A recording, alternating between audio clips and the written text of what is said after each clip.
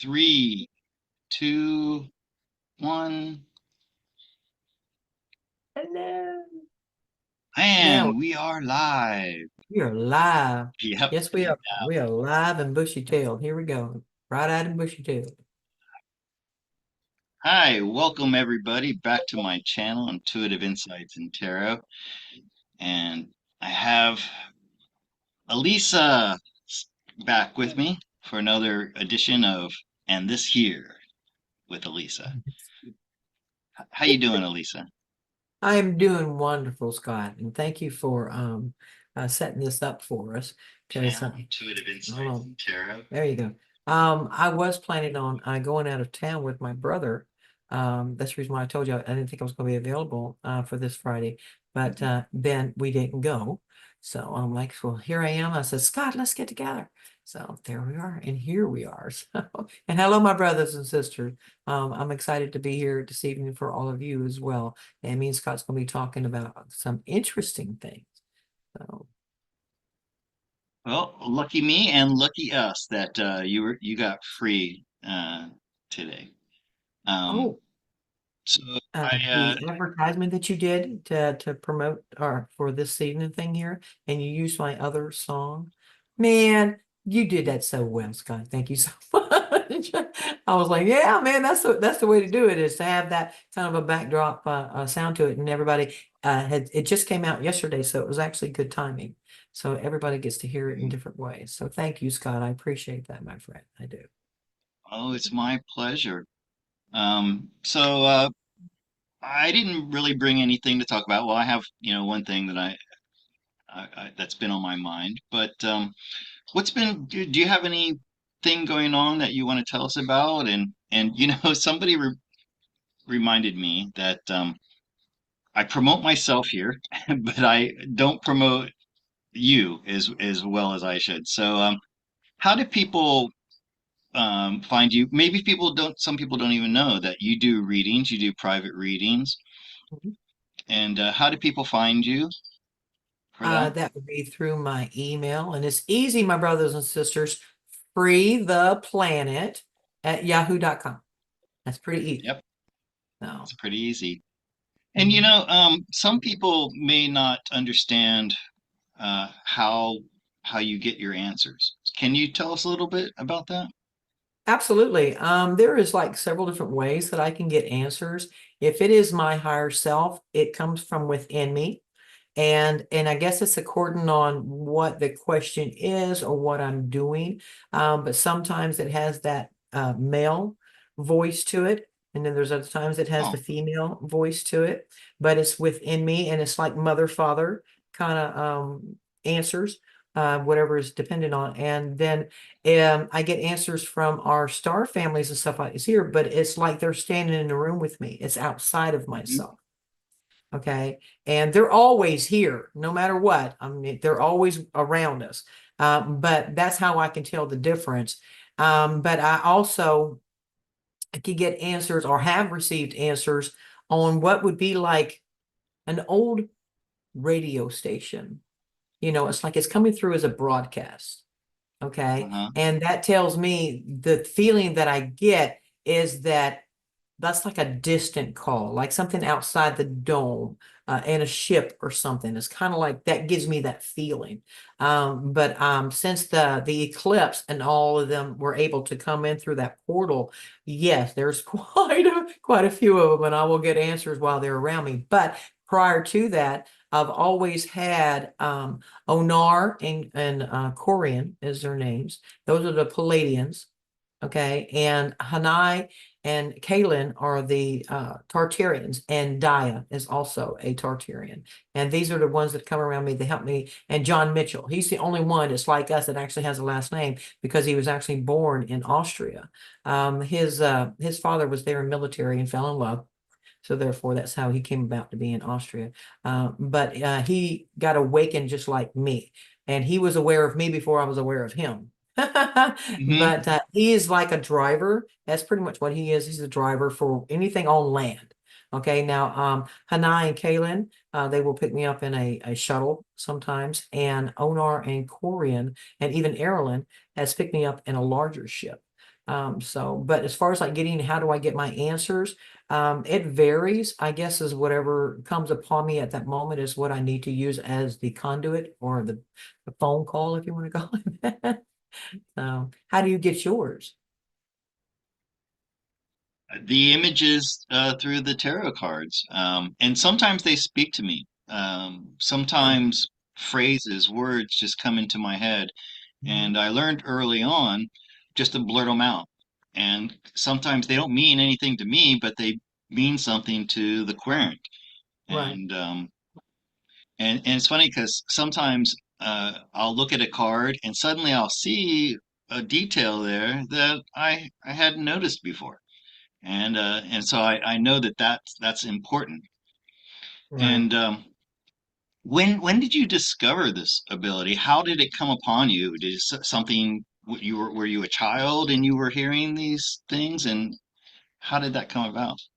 Yes, I mean, I was told, whenever I was younger, I was going to say somewhere around 7, 8, something like this year. Most parents think that a child has an imaginary friend.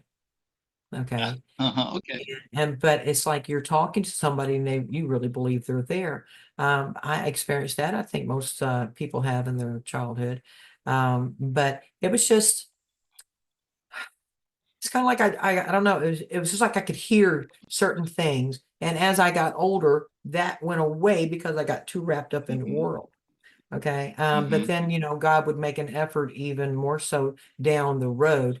And uh, I would hear it's silly. No, it's not silly, but I would hear like love poetry, and I would write it down and it would inspire me to write, beautiful love letters to like my first husband and my this last husband, Richard. And but I really it was like, where is this coming from? It's like I can hear it almost in a dream state. And even now I understand it a little bit better because I can hear these songs that God wants me to put out. It's like He's giving me the idea of it. And sometimes, no lie, it's like I'm standing in front of myself. I'm the audience and I'm watching myself sing this. Okay. And then I have to bring it back and then try to put it into uh, the program. And that was one of the questions that somebody had was like, how do you do this? How do you come up with the music and stuff?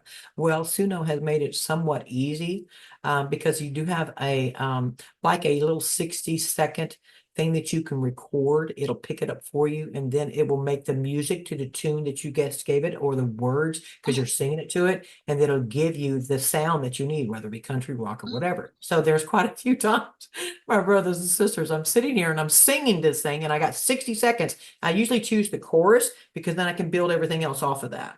As long as it knows how I want the chorus to go, then it'll give me that. Then I can choose male, female, stuff like this here, or country or rock. But that's pretty much how I come up with the music. It's not necessarily that it's doing it all for me. I'm giving it what I want it to sound like. I unfortunately I have to sing it, but at least it gives it the idea of the tune of how I want it to go, and then I can choose the male or female, and it will give me like a 60-second clip of my own voice singing that.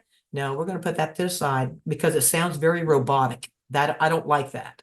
So you can't use Hmm. it to do your own voice because it sounds more synthetic or robotic. But at least it'll give me the tune and everything that I need that I can build off of that. So, and of course, I put in my own words, and those words, those are things that God is talking to me. It's like I have said before in the past that my soul is wooing me, and this is the way my higher self has been wooing me, and I could never understand it because I was always one of those keep an arm distance at anything that had to do with romance. Because, life showed me that romance only lasted like 30 minutes, maybe 45 minutes. Okay. So I was like, I didn't believe in it because the world wasn't showing me that it was true. And I'm like, I'm hearing and feeling these things, but I'm not seeing it. And then I used it to, write my songs whenever I was a singer in Texas in the late 80s and early 90s. But people weren't ready for some things. And I really did good at country music. No, hands down, I was good. But then somebody asked me, well, if you did this, how come, why didn't you become famous? That is a really good, easy, simple answer, my brothers and sisters, is because I refuse to do couch auditions. So therefore, because I refuse to do that, I didn't get to become famous. I stood my ground. And that's okay because now here years later, I get to use those same words in poetry and sounds and tunes to be able to share with my brothers and sisters. And I love it because everything that we talk about in the community, UFOs, contact, the dome, technologies, stuff like this here, or just a love for God and our mission, I put that into this here music so that my brothers have something to listen to that they can, and it will inspire them and keep their energy going in a good way. And I guess that there's a time and a place for everything, and God found it back here now. So I'm very, very thankful for that. And I guess I'm going through my rocker stage there, Scott, because I'm coming up with quite a few Well, things of rock. So well, there's probably also a very good reason why you didn't hit it big and become famous because you mm, it may have diverted you from this right, path that you're right. Yeah. and we talked about this before, but I'm not sure I talked about it publicly. But when I was in my mid to late 20s, I was going through a really difficult time. It's funny what you said about romance. I was an incurable romantic. I mean, Mm. I fell in love when I was 7 years old, and then I was heartbroken when the girl I fell in love with at 12 told me that we weren't going to get married. And and you talk about writing love poetry for people. Well, women don't really like guys who write love poetry. I turned off a lot of women doing that.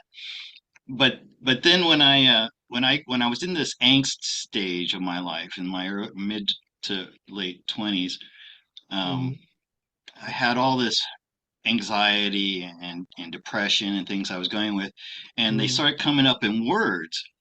And so I just started writing them down. Now, this is what I want to ask you about your process. So I would write down like a couple of phrases, and mhm, then it started off like think of a sculptor with a large chunk of marble. That's what my how my poems would start. Sometimes they were just random words, and then mhm, slowly and methodically, maybe because the way my brain works and dyslexia and everything, I would form it. It's like chipping away the things that I didn't want, and then I would mhm, end up with this amazing, beautiful message. And mhm, at first, I didn't. I just thought they were for me. And then I started to share them with a couple of people, and I shared it with this one woman. She says, I'm an English professor at the local university, and she goes, "This is good." I go, "Oh, thanks." She goes, "No, this is really good." And so then I saw an ad in a newspaper for a contest that was being held by the um, Library of Congress. It was a national contest. Submit your poem, and first prize got $5,000, a book deal, and a trip to Washington D.C. And wow. I got it, and I've got the certificate back there somewhere. I got second place, and and I was like, oh, that's so typical of me. I'm always like miss the target just by this much. Um, but then I started sharing my poems, and I had people coming up to me telling me that something I wrote changed their life. And this one woman, I ended up becoming good friends with her. I hang out in this coffee bar, very, very avant-garde, very artsy, a lot of university students there. And back then, it's before the internet, they had these books, these blank books around, and people would write things in them, right? And so I started writing my poems in them. One day I walk in, and somebody had taken my poem, printed it out, and put it on a poster on the wall. And Nice. then another day I'm there and I hear this woman. She opens one of the books. She goes, "Oh, here it is." And she starts reading one of my poems to her friend. And I'm flattered, and I'm sitting next to her, like my back to her. And then I lean over and I said, "You like that?" She said, "Yeah, it changed my life. This poem has changed my life." And I said, Mhm, "Well, thank you. That's my poem. I wrote that." And she mhm, she didn't believe me. She says, "No, no, I had signed my name to it." So I had to pull out my ID. I said, "Look, I'm Scott Yates. That's my poem." And so I went through this period of angst, and then I got over it, and then the muse stopped coming. I lost this ability to write these amazing poems. And what makes things worse is all that poetry was written down on paper, and I left it at home 20 years ago when I left.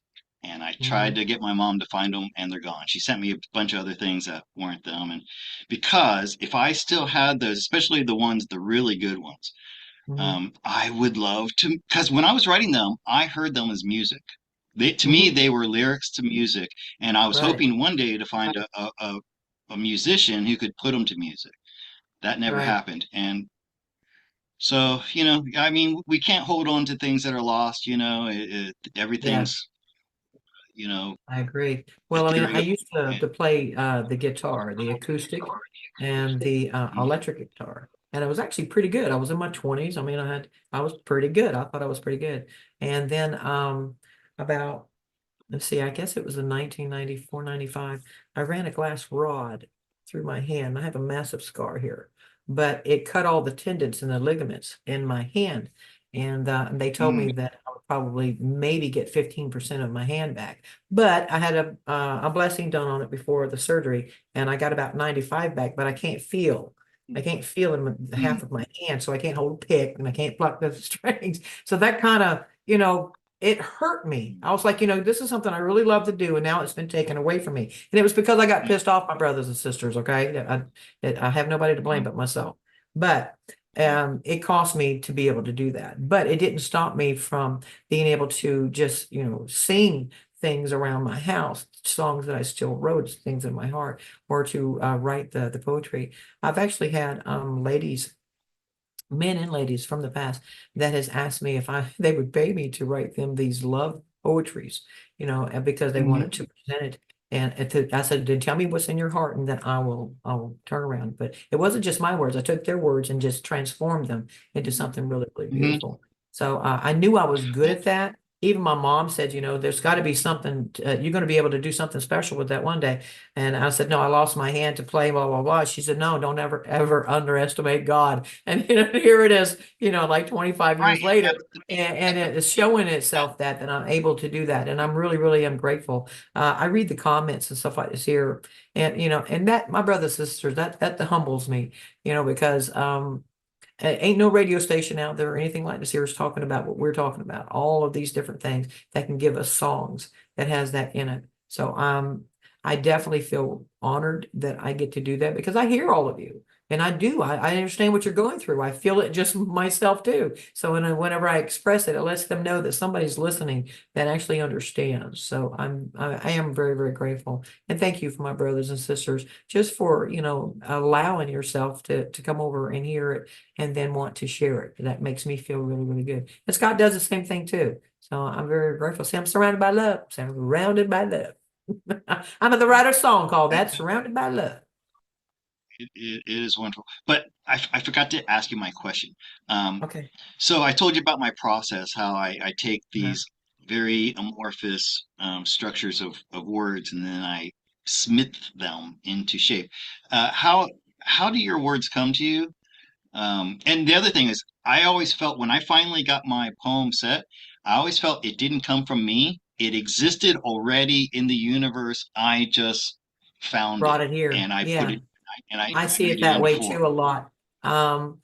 Mine, it'd be a situation or something that I'm looking at and it will strike it.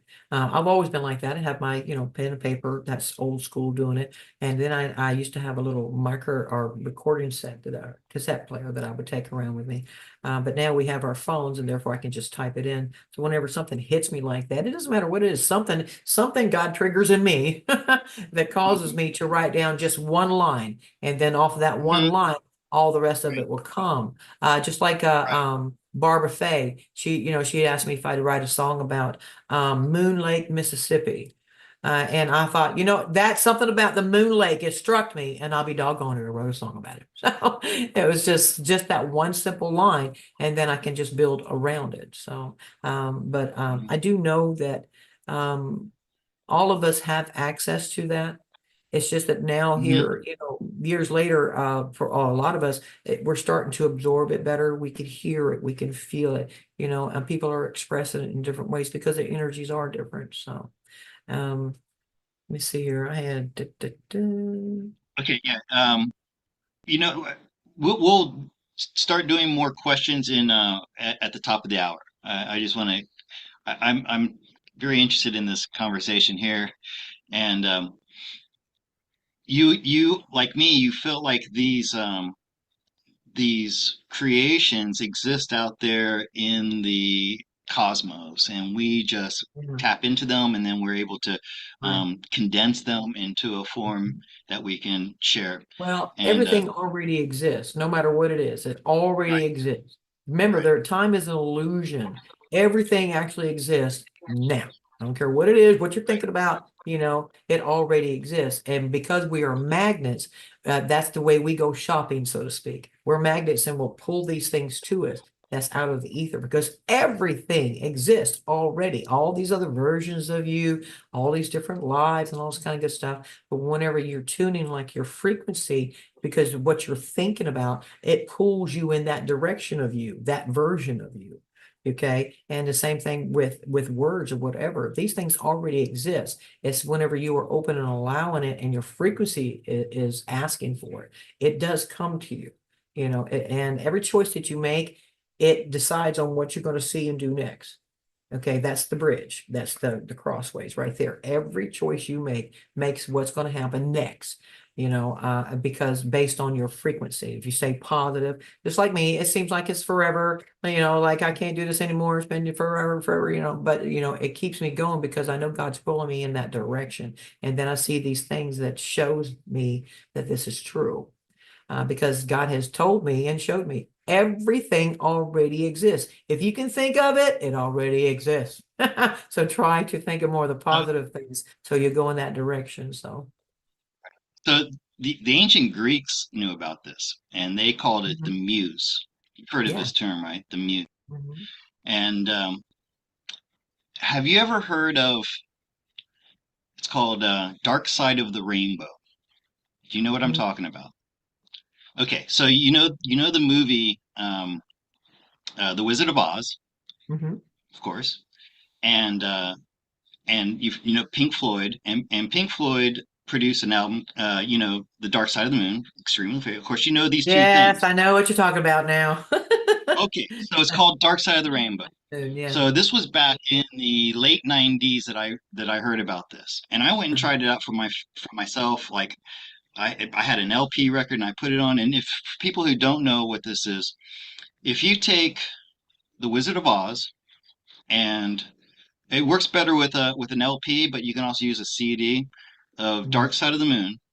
First you start the movie, The Wizard of Oz, and it comes up. There's the MGM lion. He roars three times.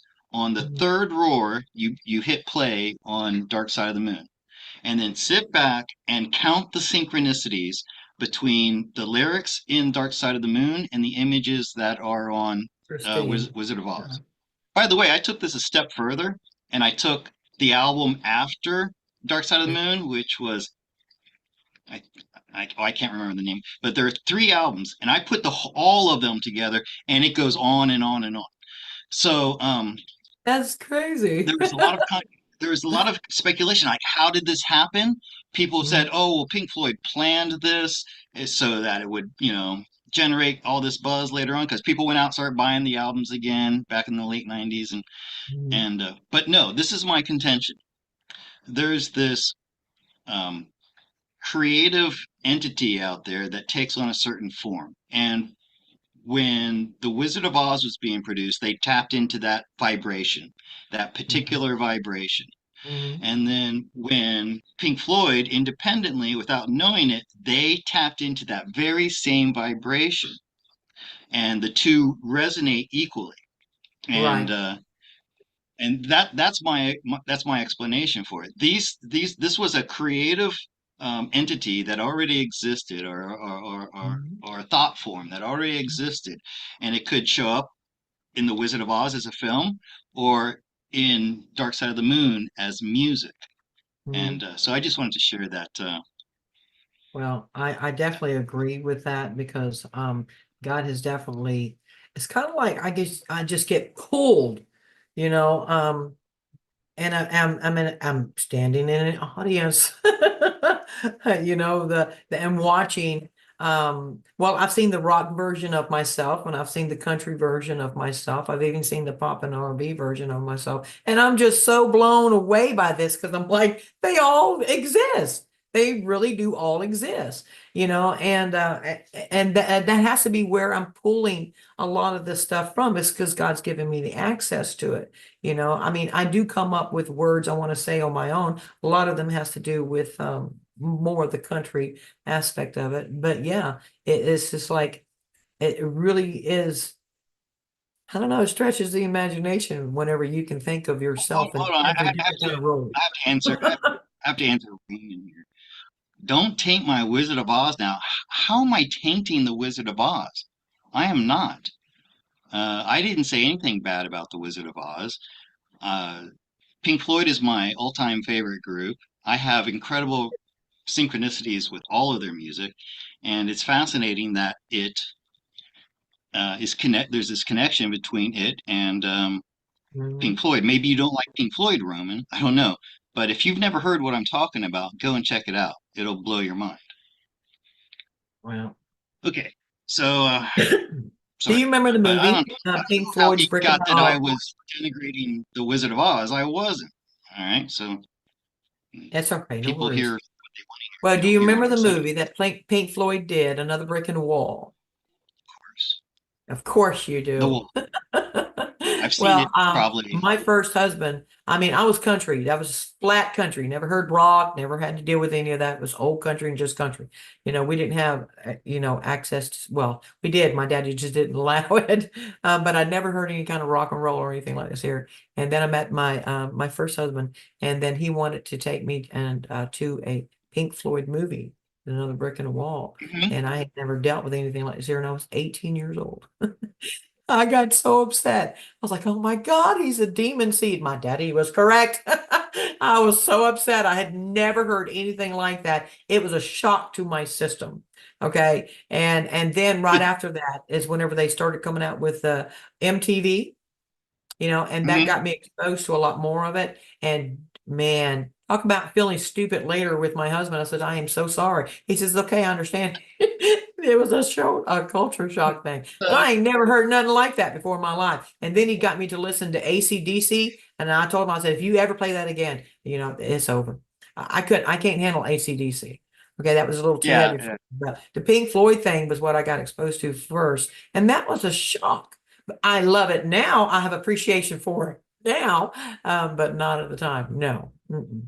If you had no exposure to Pink Floyd and you went and saw The Wall at 18 years old, Mhm. then I can imagine how that must have felt to you. I thought I Yeah. was, Anyways, I was in hell. I But that's didn't want okay. to. So speaking of things that trigger me in the chat, now I want to talk about something. In my last week when I was talking to Honey, I brought up the cannabis laws here in Thailand Uh-huh. because for like I mentioned before, I'll do it briefly again. I've been smoking weed pretty much every day since I was 17. I was an insomniac as a child. Have you ever heard the joke about the dyslexic insomniac? Wait a minute. I thought it was illegal where you were at. Well, no, no, it's legal here now. But Okay. have you the joke about the dyslexic insomniac? He lies in bed at night. Oh no, I'm sorry, agnostic insomniac, agnostic Agnostic dyslexic insomnia. insomniac. He lies in bed at night wondering about the existence of dog. Mhm. And the existence of dogs. Dog, D-O-G, Hmm. G-O-D, God, and Yeah, gotcha. Enosh. Anyways, Gotcha.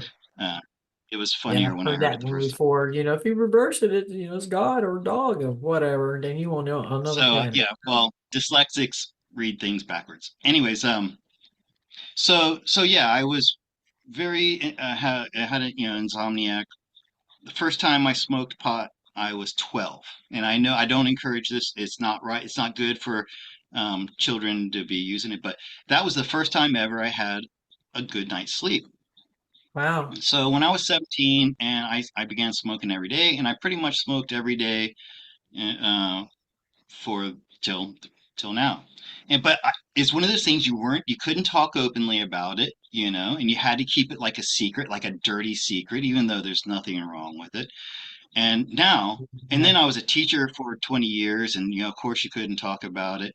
And now, for the first time in my life, it's legal. Like I said, here in Thailand now, it just became legal about 2 years ago, and Right. uh, and now I can openly talk about it and the benefits of it.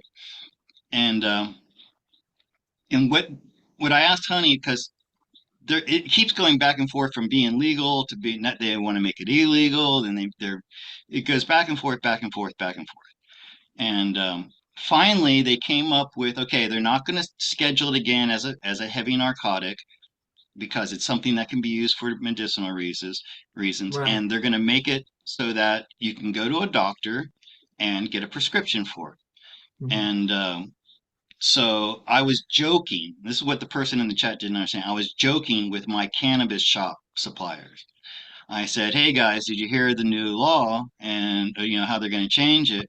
And I said, "Yeah." Well, I said that's great because I can't sleep at night and I get back aches and body aches and stuff like that. Well, I don't really get the body aches, but I am the insomnia. So I was joking about it. If you want, so anywhere, and even if you want to smoke it recreationally, you go to a doctor, you tell them your back hurts. That's something they can't tell you your back doesn't hurt, right? So they got to give you a prescription for it. That's the Right. loophole basically for it.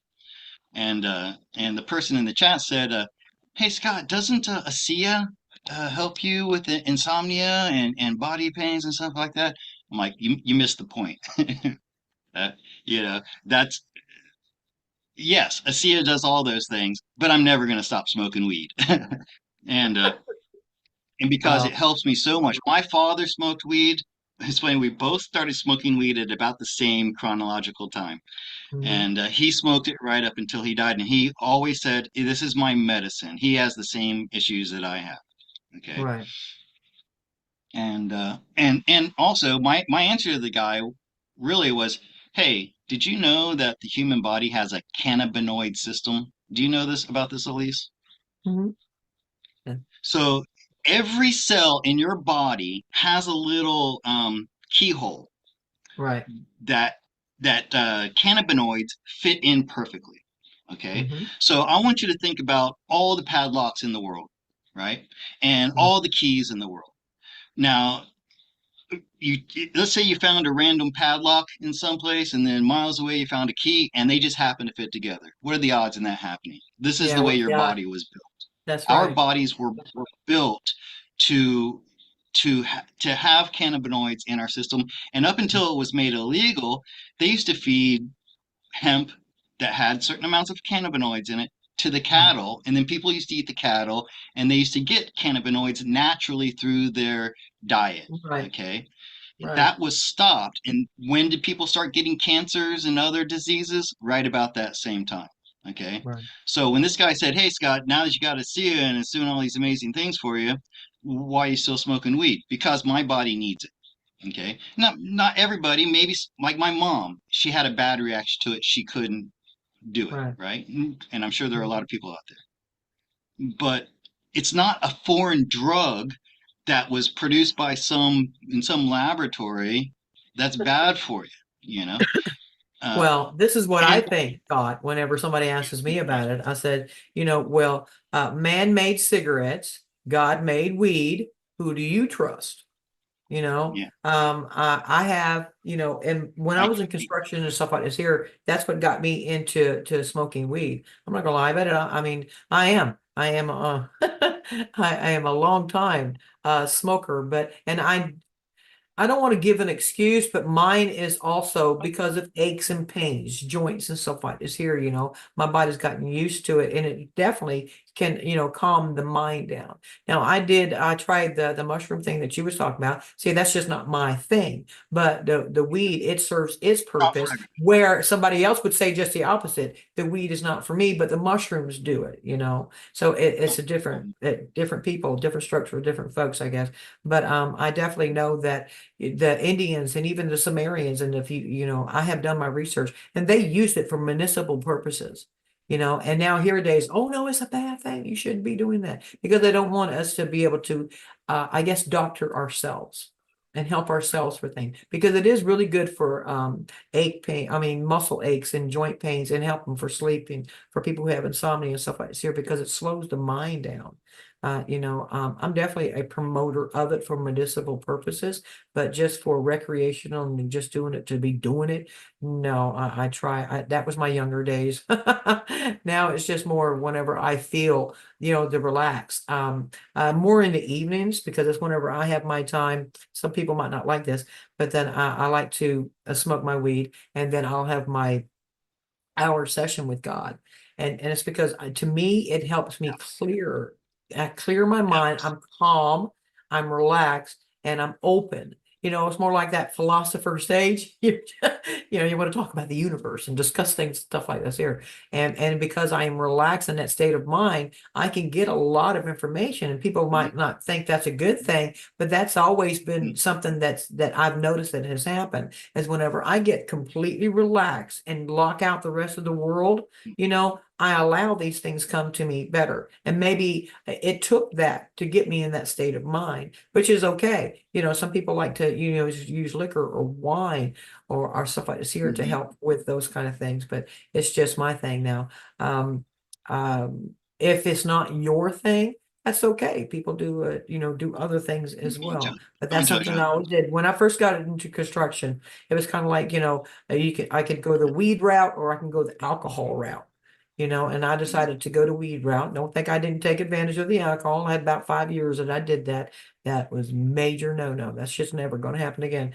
But it definitely made me understand that with weed, I can still control myself. With alcohol, no, I couldn't do that, you know. Well, I want to thank you for speaking openly about it.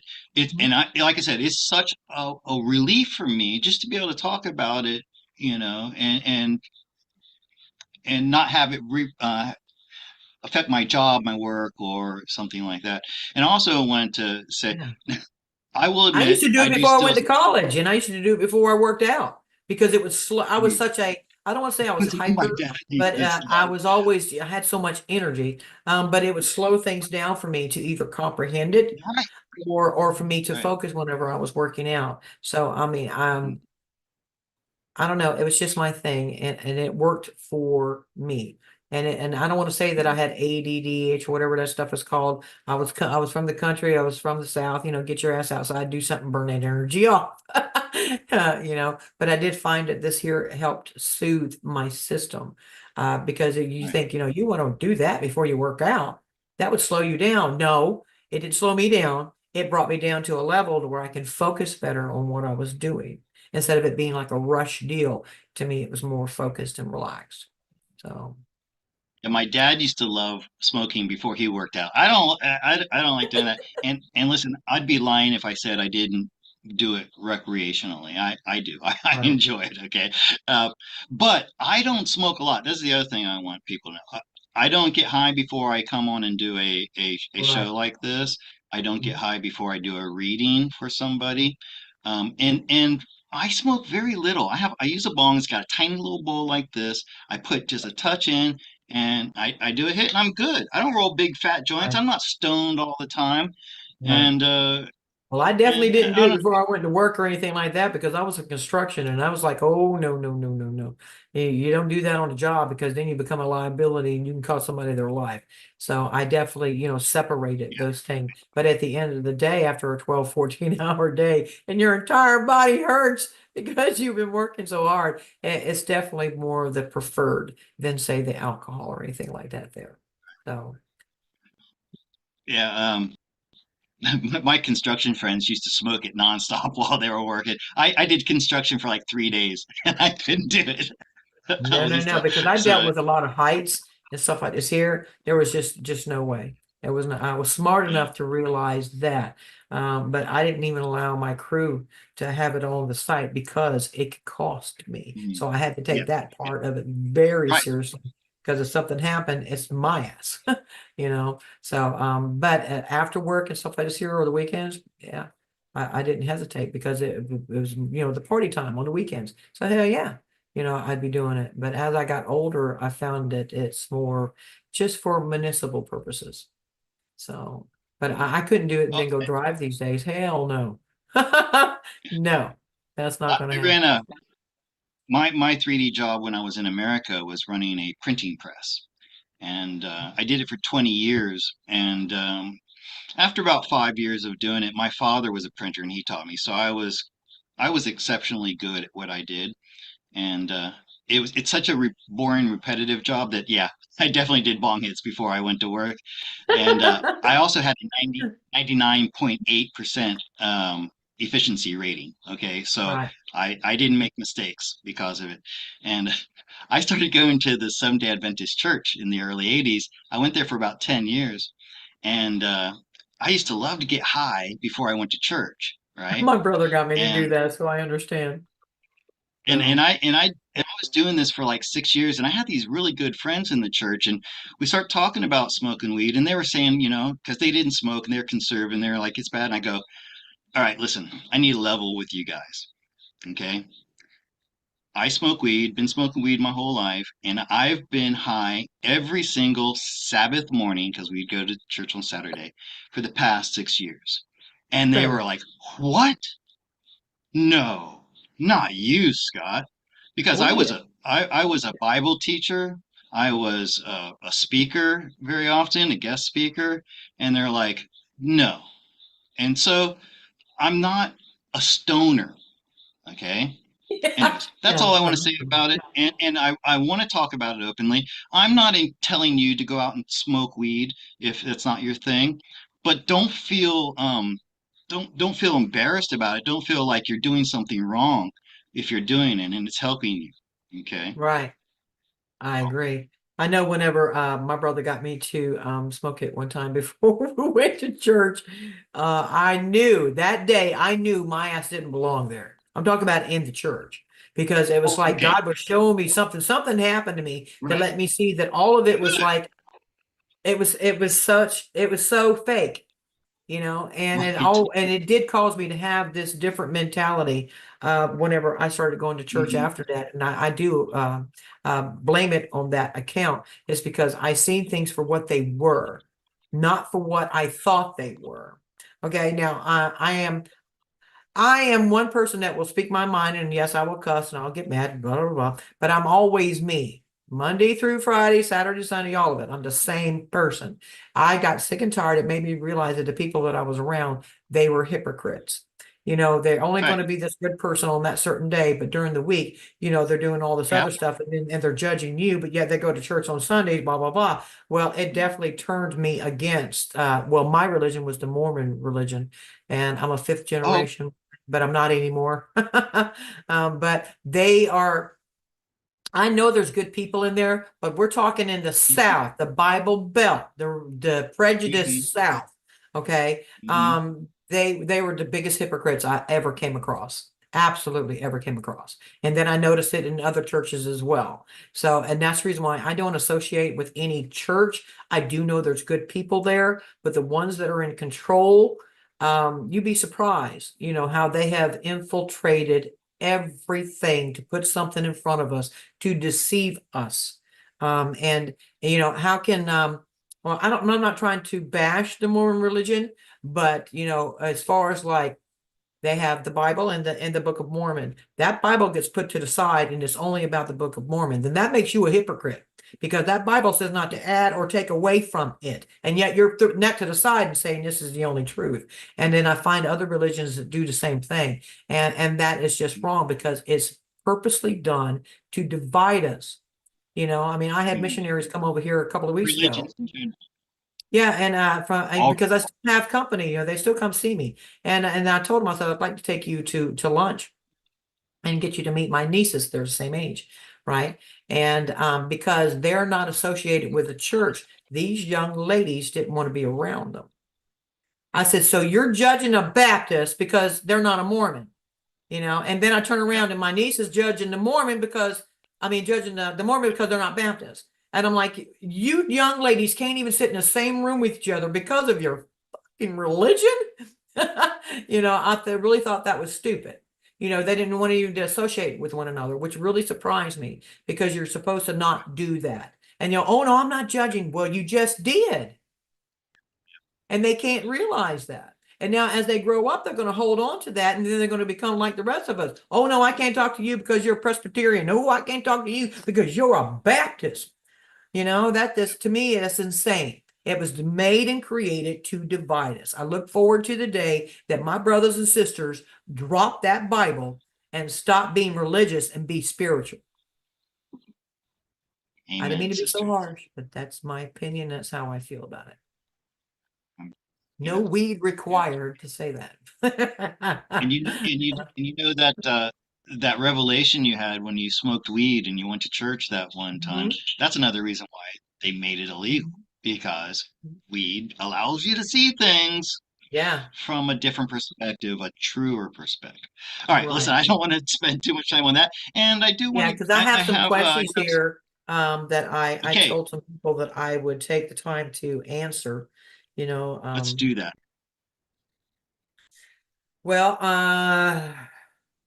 I have Dixie, and she asked me if we could do a show telling us about the portals and the ships coming through it, and um, and she wants to know if I met UFOs, ships, or others, and who are they?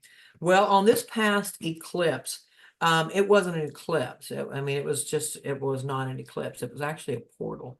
And because the energy inside the dome had raised so high, it allowed for these star families to actually come through that portal. And they came in by the millions. I'm not talking about just, you know, a million people. I'm talking about millions of ships. Okay. And they all are over in the Tartaria areas. Like that's where they're parking, if you want to look at it like that there.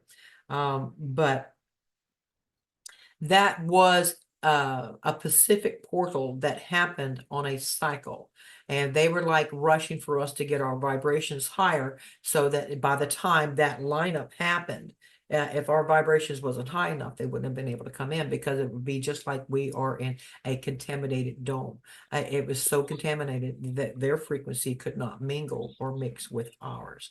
But since we did raise it so high, it allowed them to come in. And that's why things are happening a lot faster too. So since that eclipse, you know, those the star families that came in, they pushed the white hats even harder. Why? Because the white hats really didn't have any kind of like backup or assistance with that. But now that they were able to come in here, they have been helping to make things happen a lot faster as well. So I do know that it's a good thing.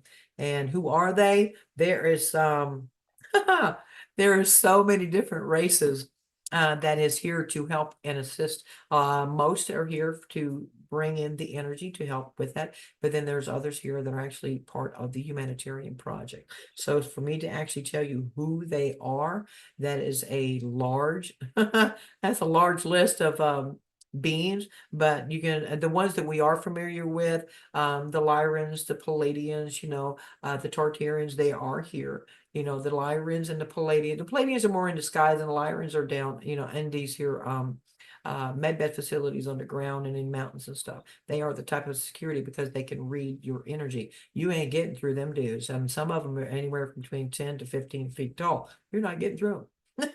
You can't do it. But there is so many here, it would just take too long for me to give you a list, but I do know that the Anazi, the Sinians, the Tellurians, the Farallons, the Badotes, and the Sinians are here. Those are the ones that I have recently have had contact with. So, but there is quite a few that are here. So, and I I'm think that would searching fill in. for something I want to show Well, you. thank you, Dixie, You for ever your heard of this question, my friend. YouTuber? Oh, I'm Huh? sorry. We, No, go ahead. Lisa? What? Can you hear me? Yeah. did I interrupt you? No, I was okay.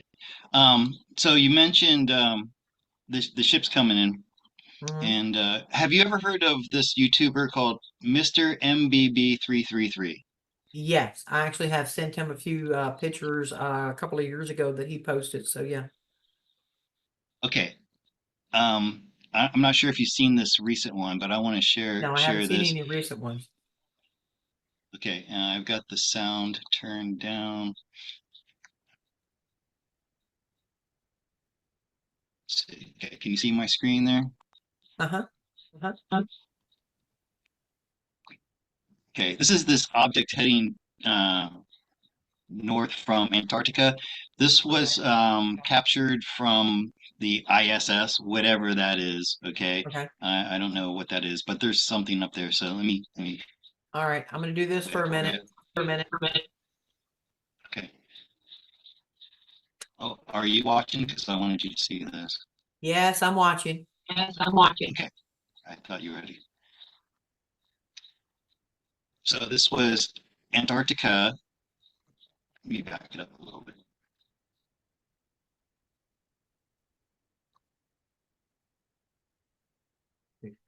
So, and I asked Honey about this, and she felt it was the inner Earthers coming to check things out. So it comes from Antarctica. It goes up over You're breaking Australia. up pretty bad there, Scott. No, that's just the image itself. I mean, that's because No, it's. you are verbally. Your voice is. Oh,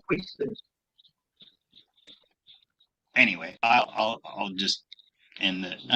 No, but I will You guys watch can go that check it out. later. You guys can check it out Um, for yourself. Yeah. Let me see. Let me close this. Okay. So, so anyways, it's really cool. And I've seen a few of these, like they're coming up from beyond the ice wall or the right. Antarctic ring. I thought that Mhm. was really cool. Yeah, and people need to realize that these things aren't just captured randomly. They are being captured so that we can see these anomalies, because it makes us, oh, what is that? What could it be? What could it be? It definitely arouses our imagination. So nothing is a coincidence. But as far as like there is so many different crafts and so forth that is down what we would call Antarctica, but actually, that's coming from the Tartaria area because that Mhm. ice wall, from what we know, there is a map. It's kind of like layers of them, and then it gets to the main ice wall, but that is down. And so that gives them more, I guess, the ship that came in, it gives them more range to be able to come over this way and stuff like this here. But if you can actually see it, even in something like that, there, it's because it was deliberate, because we needed to see it to let us do just this, what we're doing. Um, uh, And, your answer made me think of something I heard Alex Collier once say mm, when somebody asked him. I'm glad you brought him Um, up. Go ahead. somebody said like when you see a UFO, are they good guys or bad guys? And his answer I thought was really good. He's like, well, when you see an airliner flying through the sky, do you think, well, are those good guys or bad guys? You have all kinds of people on that Yeah. airplane. Some of them are good, some of them are bad. It's the same Mhm. way with the people in there. So, anyways, I thought that was a really cool answer. Well, That all the basically positive they're ships that like I'm us. aware of doesn't have anything negative on it. Those ones have Mhm. already been taken out. It's like they're far and few in between the bad That ones. was a long time ago. I heard him say Yeah. that. So anyway, because you brought up Alex, he's been doing these little Mhm. podcasts where you can go in there. It only costs you a few bucks to go in there, and you can put your question in there along with other people, and then people can rate your question. Rather than it's like they're raising their hand for you. I want this question asked. This question asked. Oh, So okay, cool. went in there, and and the only thing that I wanted, my whole purpose of going in there and doing that was that I could put in there, hello Alex, my name is Alisa Sione. I have been on the Honey C Golden channel and the Scott Yates channel on YouTube, and we are all in desiring to have a conversation with you. Please look us up, and see that we have spoken about you. And again, I said it's Alisa Sione, Honey C Golden, and Scott Yates on YouTube. So, and I said, Got please consider our request. I did do that for us. So, And they didn't Okay. answer, but you know what? They have to go through all the questions and read them. So I'm hoping that, somebody would at least read it or maybe pass it on to Alex. So And let's get some people listening to this to go and do it as well. yeah, You know, absolutely. like it, So if he hears it bombarding with from emails. Bombarding. okay, can I read you a question from Cherie Sanders? She's Absolutely. my Cherie. my mod, yeah. Okay. Um, she says, with all the fires going on up in Oregon and California, should her daughter Victoria and the kids be concerned? They're in Oregon. They have their go bags ready just in case. Mhm. They have to get out of the area fast. But I don't like to know. But I'm sorry, I would like to know if they need them or not. Hope that makes sense. Yes, it does make sense. And I'm going to draw cards. And while I do, Yes. I don't know if your guides can tell you anything about. And we're looking particularly at Victoria and her kids in Oregon. And I'm going to Okay. draw some cards on that for you, Cherie. Um, and what was her name again? Victoria? No, that's where The she's at. daughter's name is Victoria. No, the daughter's name is Victoria, and she lives in Oregon. Okay. But the person asked was Cherie. Yes, that's her mother. So she's Okay. asking about her daughter, Okay. Victoria. Well, there's nothing wrong with what's called a Minuteman. And that's what they used to have during the wars and stuff like this here. That means that you're ready at the drop of a hat. So no matter what happens, you're ready to go. And there's nothing wrong with that. That's always a good thing. Um, as far as should you be highly concerned, well, your concern will, I don't want to say antagonize it, but stay positive. But by you Mm, being prepped and ready, I would my higher self is actually telling me that, that is something that you need to get them to you or get them to at least leave for a little while. Because while they're in your company, they're in your comfort. And that way, if something does happen, if you're already prepared. So, um, but definitely there's nothing wrong with you being prepped. And my higher self again is saying that it's actually a good thing for you to try to get them to come to you. So. Not that saying that something yeah, bad will happen, but there must be a reason why my higher self is saying that. no, she's actually planning to go there. Okay, so That's wonderful. and There you go. that's why you're getting. Okay. And I want to point out the advice that I got is exactly what you said, which is um, distance yourself from those worrisome thoughts. Okay, Right. um, and and the outcome is the Queen of Cups, and so she's surrounded by water, and I think this is saying that they're protected. Okay, Right. um, Right. so you don't have to worry about that, and sometimes well, I'm getting the Chariot as a challenge. So the worst thing that could happen to you, as you saw in Lahaina, the Mhm. people who were trapped in their cars on the road. Right. Okay. S- This is saying, hey, be careful of that. All right. Right. Um, I think they might be better off, like having a safe room, something with water, like making sure their house is protected, make sure they keep their gardens watered and things like that, and maybe spraying down the house. Right. But yeah, it's interesting that you picked up on that she needs to be with them, Right. She and needs that's what to she's be there. planning Yeah. on going there soon. So, Yeah. but Because, sometimes we just have to be there to help something, prevent something from happening. It's kind of like you're the bubble, you're the that's right. golden cover that God is using you for. And if you were feeling that pull, I would definitely go with that, because there must be a reason why you're feeling that, and higher self is saying, yes, do that. But don't think of anything negative. You are the light that's going to it to make it positive and keep it calm. I I like want those to point cards. out that there are no wands in this. Wands are fire, and we have water and Mhm. water and air. There you Okay. go. Um, So I feel like they're being protected. That's in the wrong place. That one should be there. Absolutely. And in the same way that the Queen of Swords here, she's like above it and protected from it. So I feel like maybe I think the area that they're in is not going to be affected. Okay. But your family will be scared, and that's probably why you're being pulled to that, is so that you can be the guide and comforter for it. Because sometimes that's all people need is whenever they're in fears, they need that comfort. Um, Okay. So and you do your questions. I know you have several questions that you want to do as well. yes, I do. Do, do, do. This is from Kelly Miracle. Hello, Kelly. She was asking me about the Bible speaks of the golden age, heaven on earth. She wanted to know about the solar flash and stuff like this here, based on the Bible. And I told her that the Bible speaks of a golden age, heaven on earth. How does it become heaven on earth? What happened that caused heaven on earth? Okay. Whenever they speak of the golden age, they're speaking of the flash. The solar flash is going to happen whenever the dome comes down. And so even the Bible is expecting this golden age. But you have to ask yourself, how did that golden age came about? What caused that golden age to take place?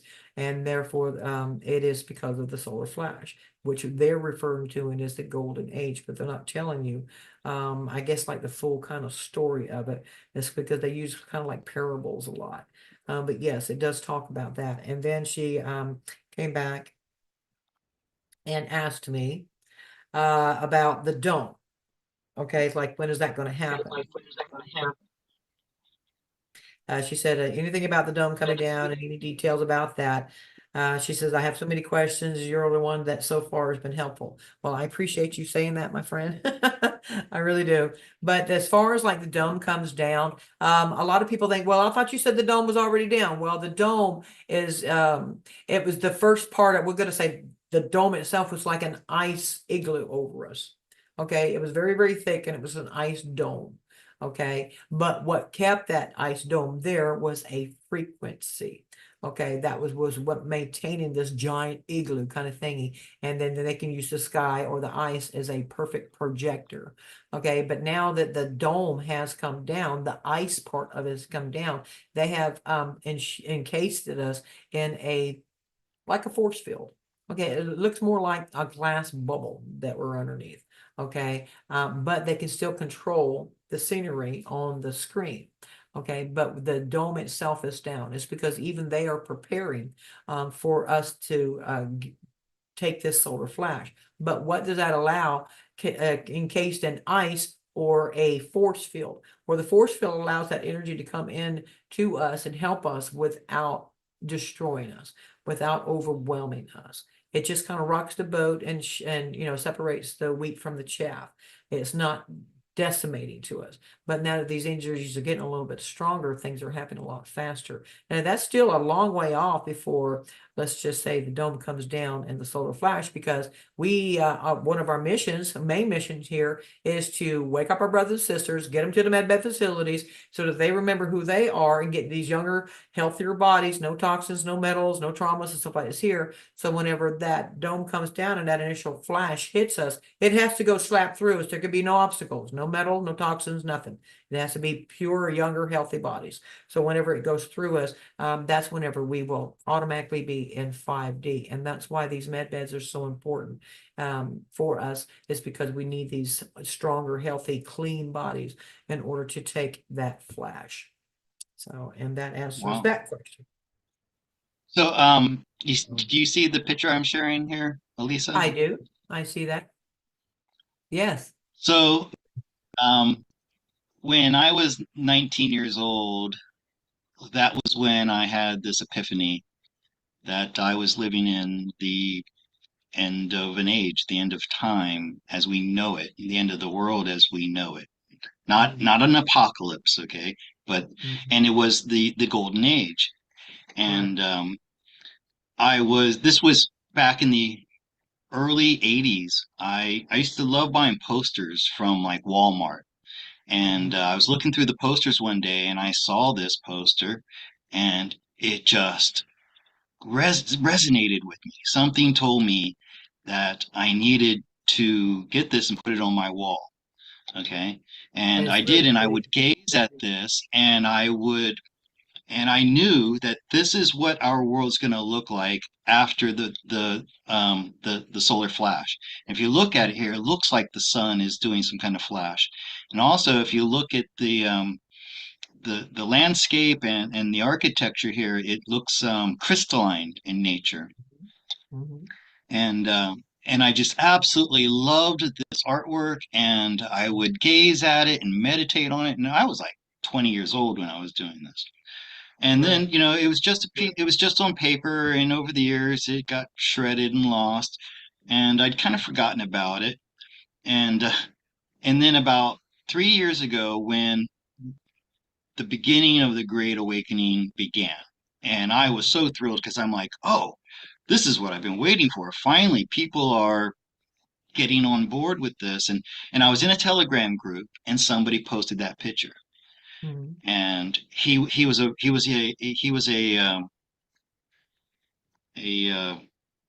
not druid. What's the term for like a medicine man, Shaman? a shaman, and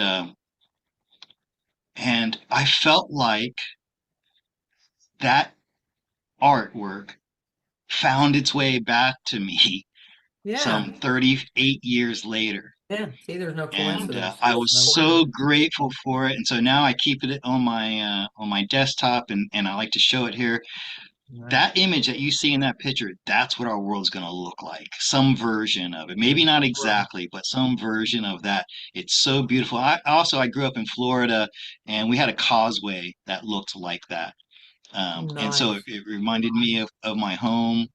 Yeah. Um, like Melbourne, Florida has this causeway that goes to the beach. We don't have mountains like this, but it just reminded me of my home. There are little islands in the estuary and down in Florida, and Mhm. I don't know. I just wanted Well, to I share. like it because I mean it's actually portraying the sun as being bigger than what it actually is because it is. We're a lot Mhm. closer. We're closer to it than what they're telling us. But yeah, that's going to be a sight to see that just imagine the sun being two times larger in the sky. It's not going to be massive. It's just be about two times larger than it is now, but it's definitely will stick out. And you would think that if we're going to be that much closer to the sun, well, we're going to burn. No, we're not because the universe is actually cold. It's not like they have portrayed it to us, and the sun is not fusion, it's fission. Okay, it's bringing in things and making it. It's not blowing it out. They're perceiving it just the opposite because everything about them is just the opposite. So if they tell something is up, then we know it's down, so to speak. But all of our planets and stuff are relatively close to each other, and we're a lot closer to the sun. And because it is a fission, not a fusion, it is a cold energy. Okay, and a lot of people, don't understand that, but it actually does exist. Cold fusion really does exist. And now they have taken it, and even with the sun that they projected, they have made it hot to us. So think about a very climate planet, tropical. It's perfect. And it stays that way always. And then now you put us in here, and then we've gotten used to this heat. We've gotten used to this extreme ice and stuff like this here. So none of us would be able to really adapt as fast as we'd like to outside of the dome, because it is a drastic difference. But our energies is what's going to make us be able to hold it and maintain it. And yes, my brothers and sisters, outside of the dome, you're going to see a lot of crystal. There is a lot of crystal pathways, a lot of crystal buildings. You'll be absolutely mesmerized. It's like, the Wizard of Oz or the Emerald City on steroids. There's a whole bunch of them because they are a lot more advanced than we are. We're the ones that's, it's like sitting in a swamp over here compared to what they have out there. Now, the Tartaria, their area is absolutely beautiful and they're higher vibes than we are. So, they're already up to par, so to speak. And but we're the ones that's catching up to them. They're helping to prepare us for this. So, let me see what else I got here. Can I read to you another question I got in my emails? And this is the last Yes, one. yes. I thought I was going to get. This is from Marjorie, and it's very Okay. short and to the point. Hey, can you say why I'm not so motivated? I feel stuck. And I Okay. did draw some cards on that, Or Marjorie. but Best thing that I can say to you, my friend, is that what God told me one time is that if I feel like I'm in a pressure cooker or I feel like that I'm down or condensed, stuck, so to speak, is because I'm stuck in time. And whenever you can release that, then you're flowing with it, or should I say outside of time, the way that we're supposed to be doing it, because time is just an illusion. But whenever you feel that pressure and stuff like that there, that is you trying to bring things in, okay, because you feel like you're stuck, correct? And think of it like a an hourglass, and the sand gets stuck and it can't go down anymore, but you need it to go down, right? So what you do is you just need to get unstuck. And because you're feeling pressures of this stuff trying to come in, it's kind of like a backlog, and but you're the one it's taking it's coming through. It's just because you're feeling it so tightly and your body wasn't quite ready for it, but now it is ready for it. You're the one that's either going to allow it or postpone it. So if you're feeling that, just relax into it and allow things to happen. And therefore, being unstuck can also help you feel the flow. It's kind of like we're vacuums, and you'll feel that flow coming more to you or and through you instead of it being stuck. Okay, Scott, what you got? yeah. So I'll just add to that you have a passion inside of you that is ready to come out when the timing is right. And Alisa, you said something about timing, and that's showing up here. Okay. So the challenge for you is to tap into that passion. And your advice is wait for the timing to be right for it because it's Right. gonna come to you as an inspirational download when you're ready for it. Okay, Mhm. so this is the other thing. Um, it's it's good to um, be vigilant for when this is going to come, but also don't try to force it to happen before you're ready for it. Right. Because the outcome is you are going to have an epiphany at some point. Okay. And then that's going to open the floodgates and allow you this Yeah. passion that the king has to come gushing out. Okay. Right. Exactly. The floodgates. That's a good way of saying it because that's well, if once it breaks through, it's gonna be a floodgate. So, Oh, uh, you said that. I swear to you, I forgot that you used those words because I was studying my cards. And so that's yeah, okay. we used a No, couple I'm of the saying same that was termini. really good that you got that as well. So, I mean, I find that very fascinating that it syncs up like that. Well, I'm used to that happening with honey. Sometimes I got to feel like I was superfluous because my cards would tell me what she said. But it's really cool to see that I can do that with you as well. Yeah. Um, do you have any more questions or anything at the moment? No, no, no. Okay. I want to, and I want to Well, give you all the time to get to okay. yours. Well, I got Lynn Druitt, and this is my sister out of Australia. She wanted to know if I can hear her out in Australia. Hello, my sister, I hear you. And I did get your thing. And what it was she wanted to say, that she doesn't listen to much music. Of course, a lot of us got away from the music stuff is here, but due to the songs that I have been putting out, she's definitely taken an interest in listening to music again. And she wanted to thank me. But the big thing was, she said, I hope you can see my light from Australia to South Carolina. When I play your music, I hope I am ready for the hologram in the med beds. And I just wanted to give her a shout out and say, yes, I can see you're like my sister, and thank you for, your comment here and letting me know that you have taken an interest in music once again. So thank you, my friend. Um, I have another one from C Tahoe one, and it says, "Can these med beds cure and heal myopia and astigmatism I'm probably ruining those words. I apologize, my friend. So wanted to know if med beds can fix anything, my friend, anything at all. The only thing it cannot do is bring you back from death, but it can cure anything, no matter what it is because it's kind of like it resets it. It goes back to the beginning of it, and if there's any flaws in it, it fixes it and then allows to grow. And they can do this with body parts as well. Like if you're missing an arm, a leg, liver or whatever you might be missing, a kidney, it can go back to the original and make it regrow it for you. And that includes women's wombs. I've had questions about that too. And but yeah, it can replace the things that are no longer there. So absolutely it can heal anything. So, yes.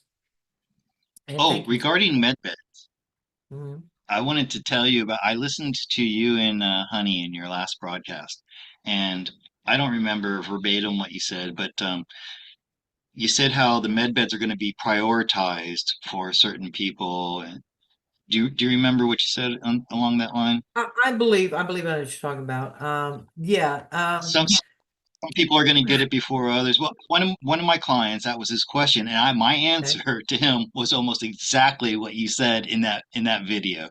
So I Oh, just okay. wanted to tell you about that. Yeah. That was really cool. Because there is different stages of them. If like they already came out with the EE system, that would be like the first protocol one to get it out here, the first stage, and then they're having the second generation that is coming out is going to be do something even more, and all of those things is going to be building up to where the med beds that I have been um, privileged to see and be a part of. As far as like the ones that, because I have this question too, so I'm glad you asked me that. They're like, why is your med beds there? Well, how come we can't go to this, that, and the other thing? And I'm not saying that you can't go there. I just don't know if you're going to go there. I wish that I did, but I do know that the priority of it is, we're supposed to be taking care of our sick and our elderly and the veterans and stuff. I understand that. Okay, but who is going to take care of them? Okay, and we can't depend on the ones that's in the hospitals and stuff in our government because they're not really paying attention. Okay, so as far as I can explain, it's like the way things work. Um, God called so many of his higher density beings and angels to come here incognito. Okay, and from my understanding, um, there's about 300 million of us that is incognito. Okay. And I'm not going to say that there's not others, but I'm just talking about the ones that are the teachers, the way showers, the scientists, the doctors, the construction, infrastructure, all the major big dogs on those projects are in that 300 million. Okay. And those are the ones that gives to the med beds that I've talked about, the holographic ones first, because they are here on a mission and they need to go in, get the med bed done so they remember who they are. And whenever they remember who they are, they know who they're supposed to go pick up. And when they go get that person and bring them back, then they wake them up and then they know who they're supposed to get. And it causes a domino effect. But we are going to be like the person on a plane. You put your mask on yourself first before you help somebody else. Okay, but the public is going this way in this route with these med beds, and they're coming towards the ones that I am familiar with. But by the time that it gets really, really close, our guys is already going to be out on the field. They're all going to be coming out of these. They've already been out of these med beds and already got their projects going. As soon as this reset for the currency happens, it's going to be just like that, my brothers and sisters. And that's no damn lie. It's going to be just that fast because we need those funds in order to start our projects. Our projects, I'm not going to say they're better than anybody else's, but we came here on a mission to make sure that these projects get started. And there's such a variety of them, from cleaning the ocean to the lands to refurbishing the soil to re-educating our families, housing, all of it. So you need those leaders. And those leaders are 300 million of us that's going to trickle down to everybody else. Okay. That's our job. That's why we came here, is because we brought all of that knowledge with us. And once we wake up out of the med beds, we will know what to do and where to go and who to go get. And as we're doing our part, and this is coming this way, we'll eventually meet. You see what I mean? So, All right, can I read a question from the chat real quick? okay. This is from, he says, who has the cigar-shaped ships? I saw one over my neighbor's house a few months ago. First time I saw a spaceship. Cool. There's actually two different races that actually uses that, and the Mayans being one of them. And the other one is a oh God, I forgot what are their names, please help me. The Zygotes? Am I saying that right? Zygotes. Can you spell that for me? Okay. Zygot. Okay, I got it. That's easy. Um, they Mm. um they actually helped the Mayans, bringing the Mayans here, but I've spoken of them before. They are an absolutely beautiful, strong, intelligent, I want to say they're not African Americans, okay, but they are a black race, and they are very, very beautiful. I remember even telling the last time I spoke to them that these women are so beautiful it hurts. These women are breathtakingly beautiful. They're strong. They're not like, the princess in a castle. These women are formidable. Okay, and they are a matriarchal society.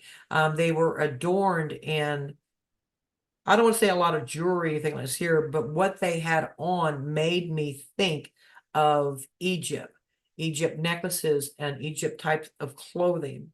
Okay, but they did appear to be as a type of tribe. Maybe I'm insulting them by saying that, but that's how I perceived it because they were in a group. Um, they look like warriors, but they're not. I don't know how to explain it. They just have that status about them that makes them look authoritative, but they're like rescuers. They actually came and helped the Mayans leave their world to come here because their world went through a catastrophic event, a solar flash that was to pretty much clean the planet and nobody was going to survive kind of ordeal. So, but because they had raised their frequency, that particular race had raised their frequency enough, they were the ones that were saved out of that scenario. And then they were brought here on Earth to live, blah, blah, blah, blah. Then, many, many moons later, they come back to get them and take them back to another world that they had prepared for them. But they are just a wonderful, beautiful race, and they do drive the cylinder ones along with the Mayans as well. So, I'd like to address Serena in the chat. She's asking about the ads that appear during the live. Uh, yes, I do monetize the live, but um, there's a settings for how often ads appear, and I have it on the set for moderate. Like I could have it set for like every 10 minutes you got an ad. So it should be like every 30 minutes. And you should be able to skip those ads. And if you want to watch it ad free, uh, I'm posting these videos to um, my Patreon channel. And for like $3 a month, I think that's what I charge, 3 or 5. I can't remember. I have to go in and check. You could watch them ad free there. Um, And so, yeah, I hope that answers your question, Serena, about the ads. Sorry about that, but I deserve to get compensated for my time and work that I do here. I hear Oh, you. and that reminds me, I had last month was really good. I did a lot. I was doing a lot of videos. I told you last month I just had this surge of creativity all of a sudden, Ah, and I've got like 400 over 450 new subscribers. Thank you guys for wow. subscribing. Thank you to Janine Yay. Morjo for putting me out there and getting you, making you aware of me. And it really made me, that motivates me to want to do more, you know. So I Well, just you've want done the to, same thing for me. Because of this, you've helped bring, subscribers over to me. So, I can say the same thing. So great, thank you, Scott. great. Thank you. All right. Do you have Okay, another so question? no, Okay. Well, I have one from Kickin' A 874. Kickin' A 874. It says, when you say that we were in a terrarium, I thought the dome was gone. Well, I already answered the question about a dome, but what we are inside of, even whenever it was ice, is a type of terrarium. Okay, Mhm. because it can make its own clouds, it can make its own humidity, just like you would see in a normal terrarium. But we are in a very massive one that's 100,000 miles around. We're in a very, very massive one. But yes, it is like a terrarium. So I hope that that answers your question, but because we are inside of a bubble, a dome, it's going to cause the concentration of heat or humidity and stuff like this here, especially whenever you can add heat to it, like they've been doing with this fake sun. So, Mhm. and then people are like, well, if that's true, then how come we're not just normal now? No, you can't just, flip the switch on people because their body temperatures and their bodies, period, can't handle that drastic change. So we need to be considerate of that. So everything's staying like it is, but it is the planet itself, they are promoting it to be a little bit more cooler for us. So even I've noticed that, I'm already in August here and we haven't hit no 120 like we did last year. I thought I was going to die last year. I'm not kidding you. My light bill was, close to $600 to $700 a month for two people. Two people. So I'm like, that's insane. And now this year it's not like that. And I'm very, very thankful. Thank you, Father, Mother God, and everything else. But I mean, and that's just ridiculous that it got so hot that my air conditioner couldn't keep up with it. That's That's what insane. we had.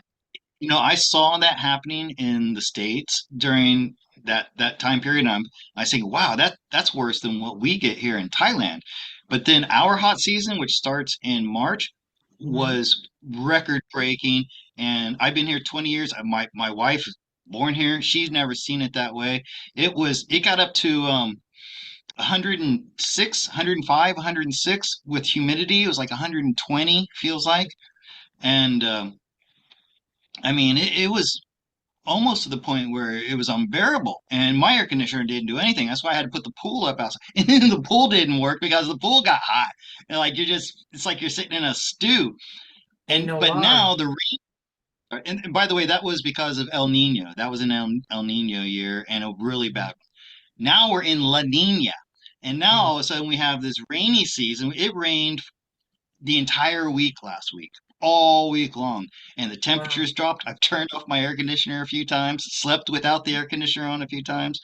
So, Yeah. like you, I am grateful for this break. Thank you Yeah, very because much we've for had a this. lot of rain here too, and that's definitely kept it cooler.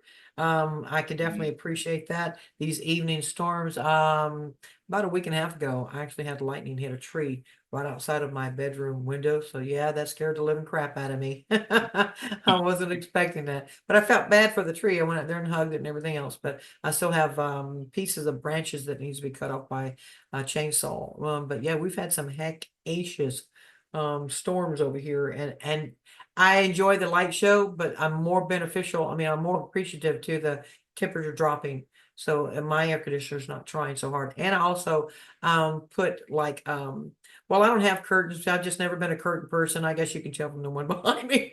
I'm not. I think to me it's silly to put a dress on your window when you can just simply put a blind up there. Okay. I'm not that girly. But, Okay. But I do put blankets up over the windows and stuff like this here during the summer so that it mhm, insulated. So whenever the air is running, it's not seeping through all those little bitty holes, getting out. yeah. But I do that, and that does help. So you can use egg foam to do that too, my brothers and sisters. It's cheap. Pack it up. Mhm. You can insulate the inside of your house and help to keep it cooler. Oh, I also wanted to expand on the dome and the terrarium and what's outside. Mhm. So, there's a medium outside of our dome. Um, I believe it's a kind of water. Okay. It's And it's plasma. the It's ether. fluidic. Yes.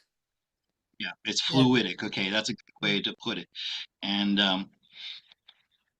if we didn't have the dome, all that Mhm. water would be pouring. And Mhm. supposedly that's how the flood from the Bible that is worldwide and every culture has the story of the flood, that the openings were allowed, I don't know who did that, to allow the water to flood in from above and below. There's water below too that came bursting up from underneath. Right. So we do need some kind of barrier out there to separate us from the liquid ether that's out there, the Right. That's medium. it. Liquid ether. Yeah.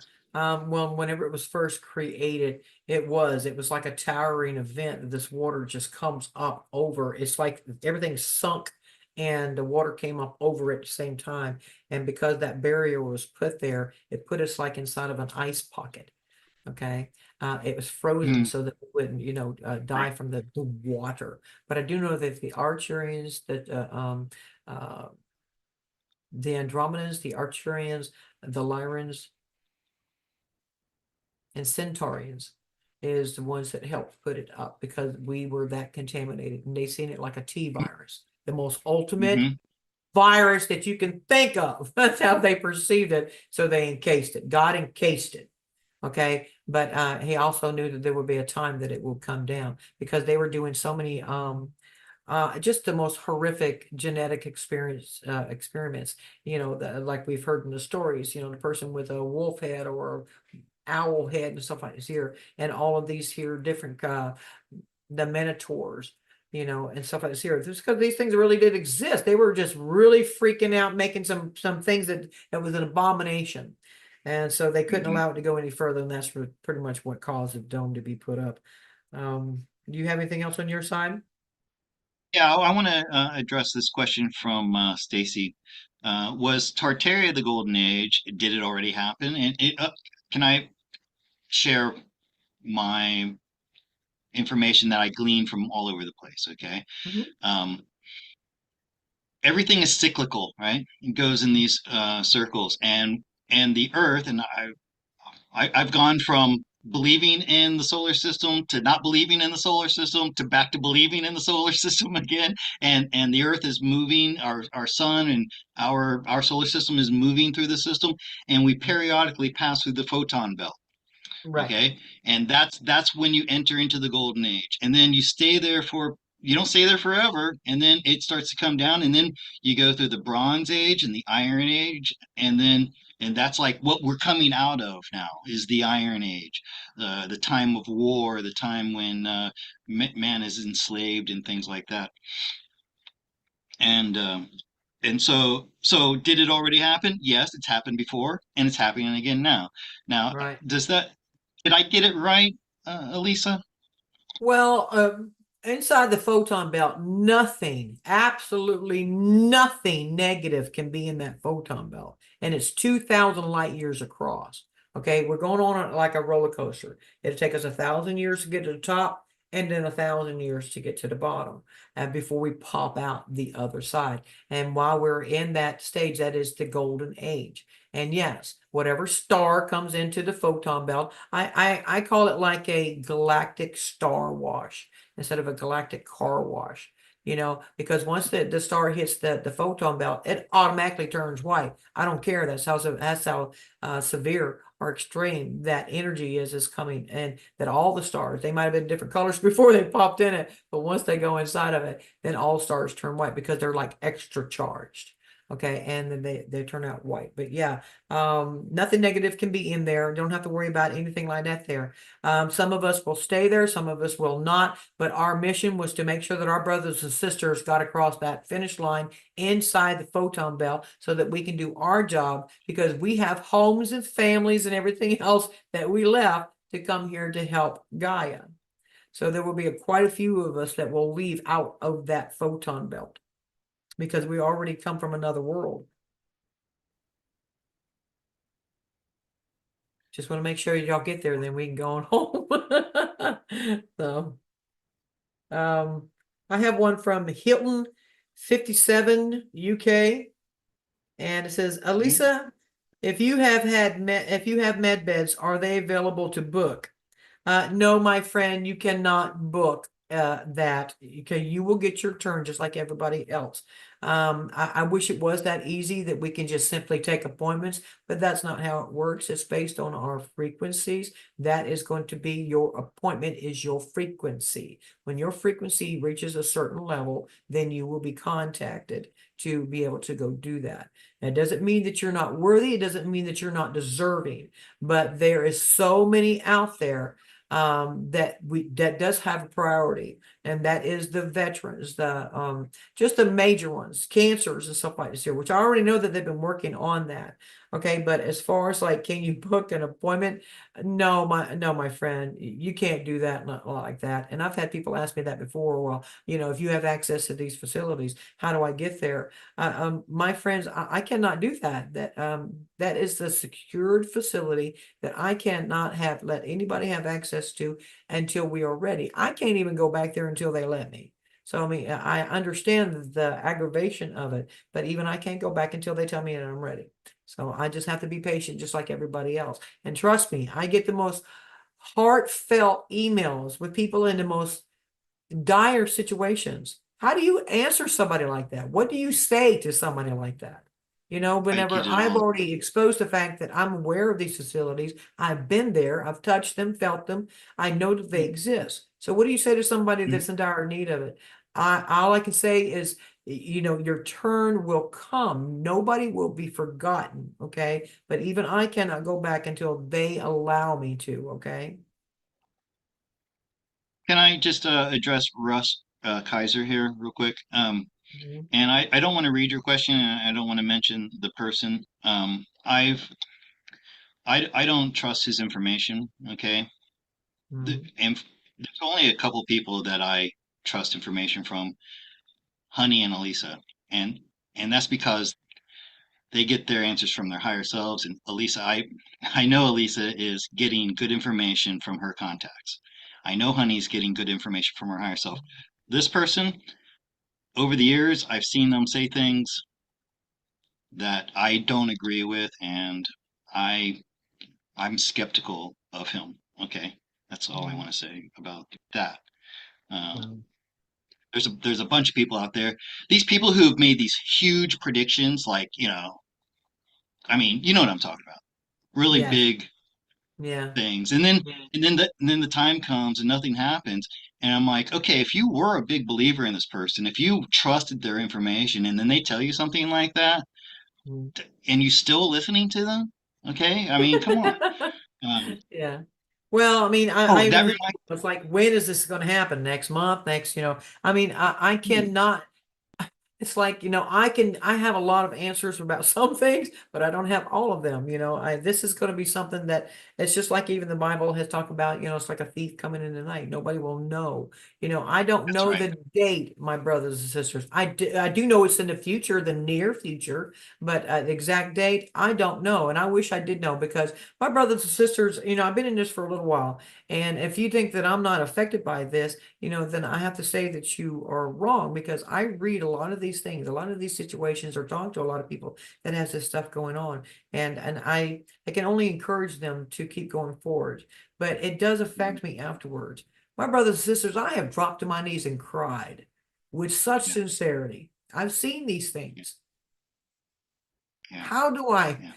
hold off on that? How do I keep going forward and letting my brothers and sisters know that this is very, very real and they're in such need? So I do. If you want to call it begging God, I'm like, why did you give me this information to put it out there and then put me in a position to have to answer some of the hardest fucking questions, Yeah, I But know. I do my I best get to it. keep y'all going forwards because I do know that it's real and it is based off of our frequency. It does not mean that you're not worthy or that you're not deserving. It doesn't mean that you're not going to get your chance. It doesn't mean that you only got a week left or whatever. It means that you need to work on your frequency. As much as it hurts me, my brothers and sisters, that I can't give it to you right now, but what I can give you is telling you to work on your frequency. We've done so good that it's only going to take us further into something so phenomenal. It's going to blow our minds. And I did not come here to tell you about this stuff to leave you behind.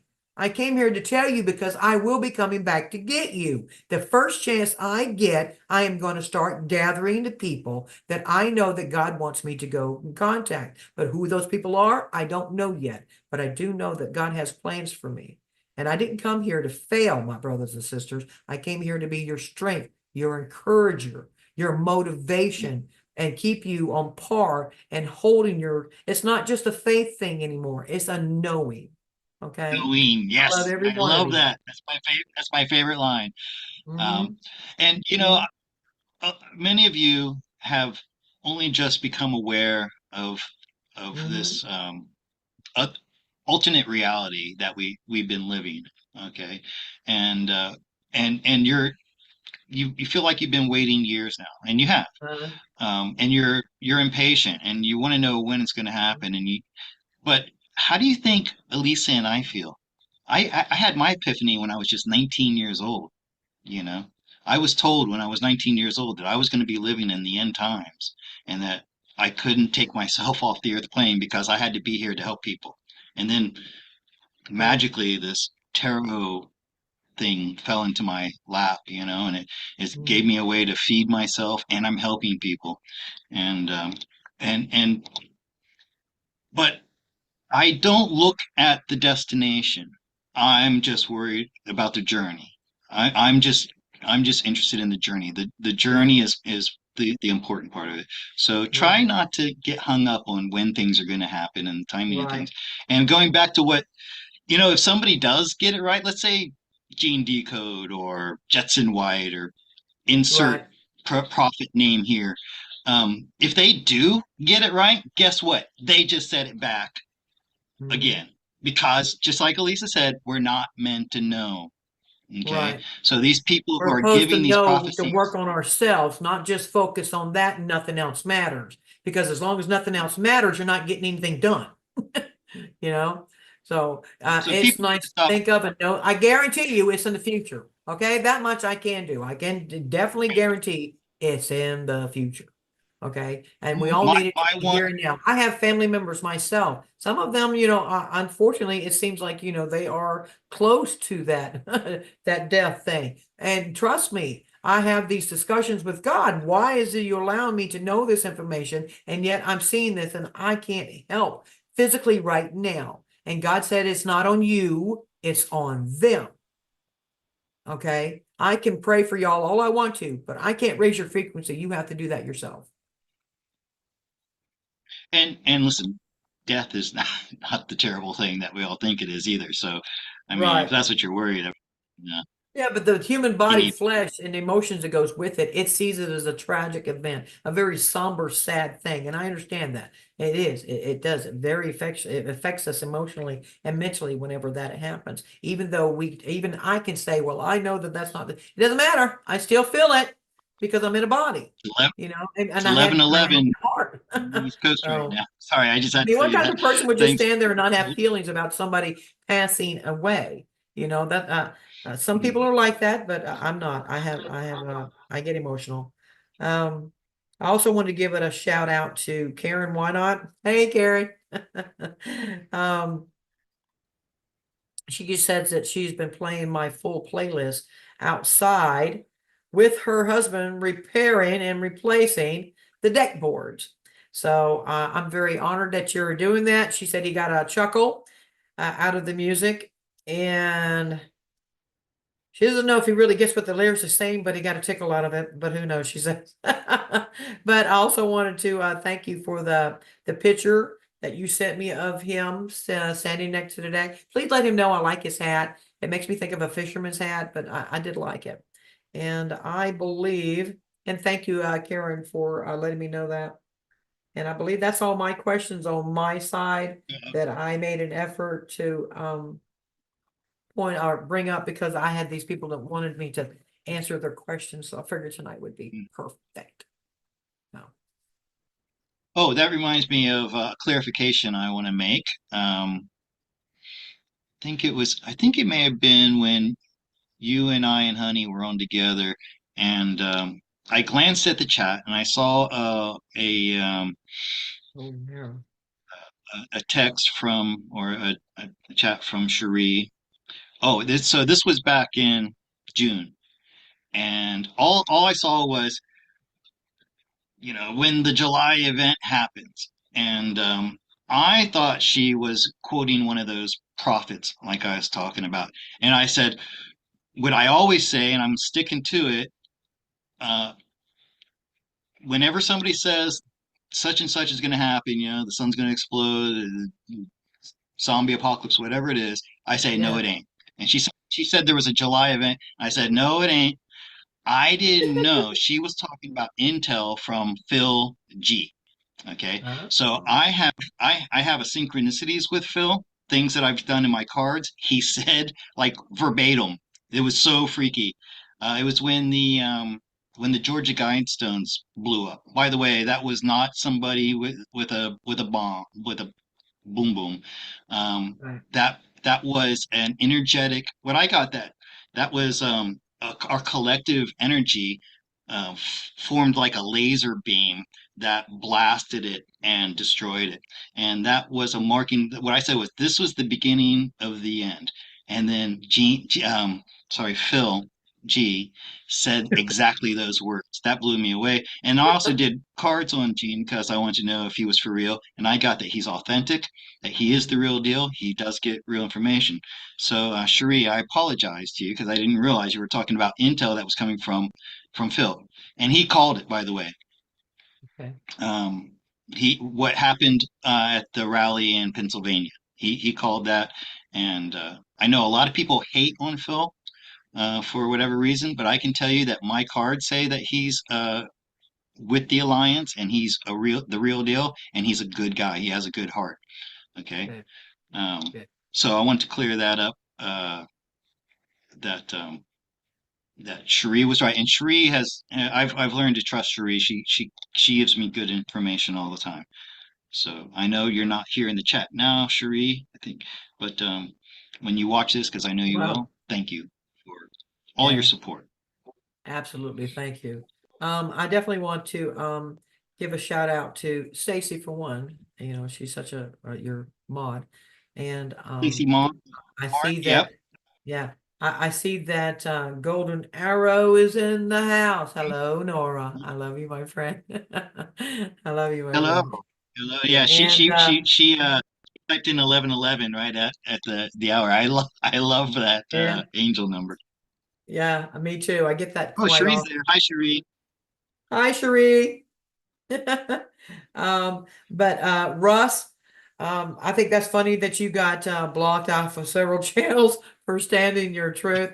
But yeah, the mission is to to get the word out on the importance of living in at least 51% of service to others. So thank you for putting that in the chat, my friend, because you are correct on that. As long as you got 51% more or more of love and of service in your heart, then you will be joining us, but they still need to try to raise their frequency.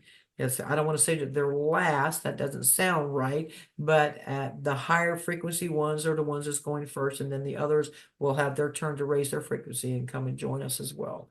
So, because once they see what we're doing, then they're going to come and running. They're going to want to raise their frequency. They want to, do whatever they have to do to be able to join us. So, and I think that's great that you brought that up.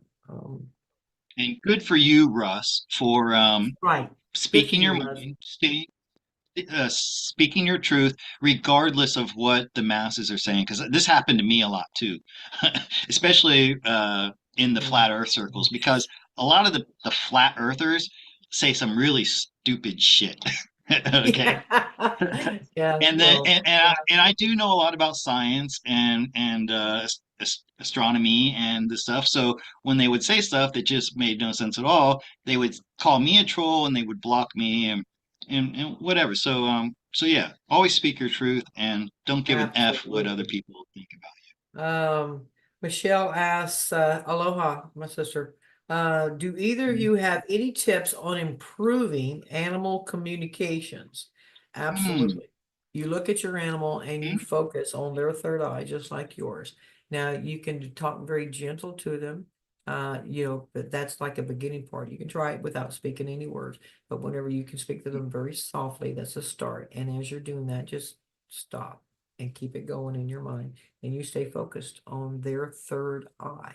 You can also put your hand on their throat where they would be speaking normally. But that also causes, because you're speaking, you want the vibration to get to them. So you can touch yours, touch theirs, or just put your hands on them and also focus on that, no matter what it may be. Talk to it like it's real. It's you. Look at it. It's a beautiful reflection of you. So talk to it. No. Yeah, I tell you, I hear I hear my cats and dogs' voices in my head all the time, uh, I and definitely hear and heifers. I don't believe it's my imagination. I believe that I'm really hearing communications from them. Um, and there's a great video about this.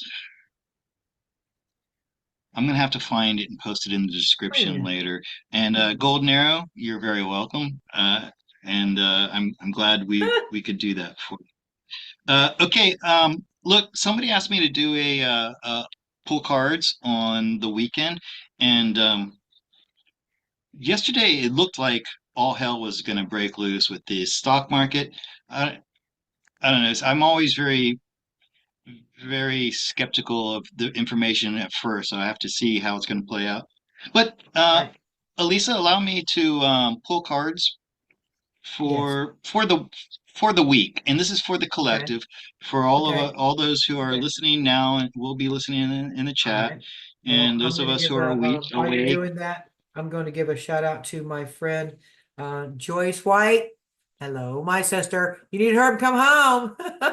I've been sending her a message. She's on a vacation with her family, and she told me she was feeling a little out of place because things are just not like it should be for up there. But other than that, Joyce, I love you and I miss you, my friend, and you need to hurry up and come on home, okay? Right. Let me see. Wow. I'm Thank getting you, all Tammy, for kinds of. your nice words. I love you too, my sister. So Oh, I love this. I love my job. yeah, somebody asked you to pull Okay. cards for the weekend. Is that what you're doing?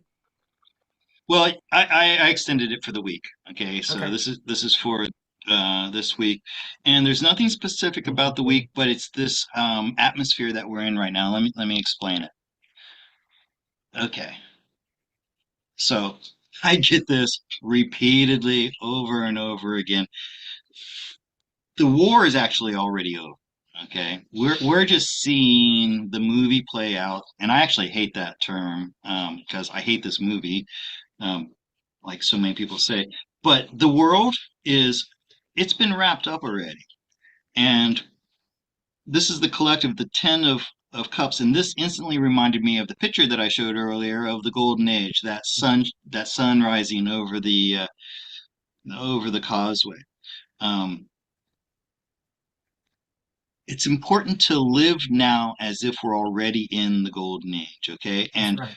And let go of all those things that are burdening you. I can't get that word out. It's important that you stay grounded. None of the fears and worries that you hear about the the, the worst case scenarios are going to come to pass. We are all creating this together. This is a co-creation event, so it's important that we all keep our frequency high, stay grounded, and once again, here's my end of October, early November card. I'm oh, and I don't do predictions, okay? But we're gonna see something very substantial happening in the money system at that time. And I get this over and over and over again. And I didn't start getting this message until about 2 months ago. And once again, the universe wants everybody to know that look, all the heavy lifting's been done in the past, and they've wrapped it up, and there's is what you're seeing now is just the mop up and the movie playing out and trying to get people to wake up from the illusion that they've been under. Okay, Right. so I know I said this for the week, but the universe sometimes has to give us a message that is more important, and this is to let everybody know Mhm. that you just need to hold the line. Like this guy, he's holding the line. He's he's loyal and stalwart in his support for these guys, the Alliance and the White Hats. And none of the fears and worries that you have about possible worst case scenarios are going to come to pass. There's not going to be another V word that's going to shut down everything and take out millions of people. Um, so that's what the universe wanted you to know. I know it's not for the weekend or for the week, but I think it's important that we know that this is all coming to an end now. Okay. Right. And you're going to know it when this birthright wealth is Mhm. returned to us. That will be the solid evidence of proof that you've all been waiting for. Exactly. Okay. So you'll go from that point of faith and belief to knowing. The knowing. So Exactly. important. Yeah. Exactly. Okay, well that's gonna wrap it up. Um, why don't I play your entire song "Unshaken" to take us out? Absolutely, my friend. That'll work. And Okay, I let me did find want it. to give a shout out to Deborah Steiner. She has been really, really wonderful. She sent me information to help me with my son. She's a nurse. And so, Deborah, thank you very, very much, my friend. Your information was very valuable to me, and I did follow suit in some suggestions that you gave me. But thank you for taking your time, my friend, to help educate me on some things that I needed help with. Okay. So, thank you, Deborah. I appreciate it, my sister. And my son is doing better. He's not there yet, but he is doing a lot better. He's at the tail end of his antibiotics. They had to start him on antibiotics again, something a little bit stronger, but now he's at the end of that. But he's doing a lot better. So thank you, my brothers and sisters, for all your emails that you sent me on suggestions and tips and what to do, and showed me that you really, really care. So thank you. Thank you very much. Okay, well, I'm glad you gave us that update on your son. I was concerned about him too. Okay, so I'm gonna play us out with one of Elisa's latest songs. Thank you, Cherie, by the way, for the super chat, and um, yeah, thank you. Did And I make sure you miss turn the volume somebody? up, Scott. Yeah, The last time okay. you've been doing that, they were All still right. a little low. And this one's worthy of having some. All right. Oh, and So, just real quick, like Sunday, I definitely have another rock one coming out, and it's definitely amongst my favorite. And I hope that y'all enjoy it. Okay, so Sunday, and it's called "Guilty as Charged," coming out Sunday. okay, and this one is Unshaken. Unshaken. And Oh, tell what? yes, Oh, I was going to say go that, ahead. people are talking about rock. Please go over to my channel and look for a song called Army of God. Okay, that's like the ultimate one. It was the fourth one I written. So please look that up. And then, Guilty as Charged is coming out Sunday. And then here is Unshaken. And I think this here will speak for all of us. Just stay positive. So, but yes. All right. And if there's any problem with the audio, tell me in the chat. Okay, here we Okay. go. This is Unshaken by Alisa.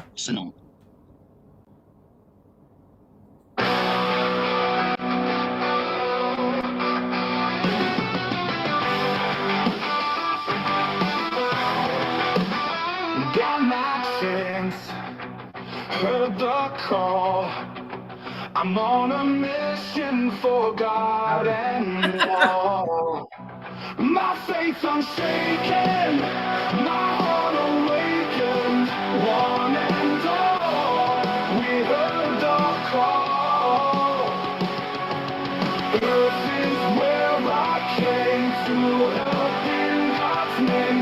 Fix a world that's in pain. Hear my words, God will reign.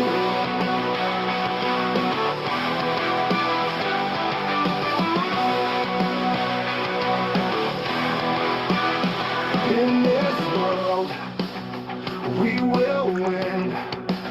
We fight for all, we are eternal king. My faith unshaken, my heart awakened, one and all. We heard the call. Earth is where I came to help in God's name. Fix the world that's in pain. In my words, God will reign. In this world, we will win. We fight for all, we are eternal king. faith unshaken, my heart awakened, one and all. We heard the call. Earth is where I came to help in God's name. Fix the world that's in vain.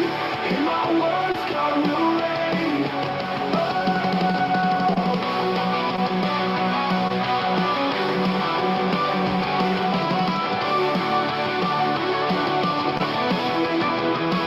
Earth is calling.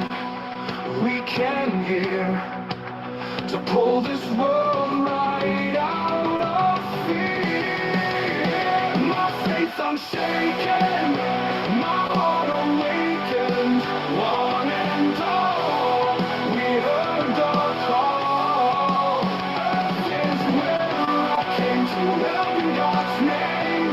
Fix the world that's in pain. In my words, God will reign.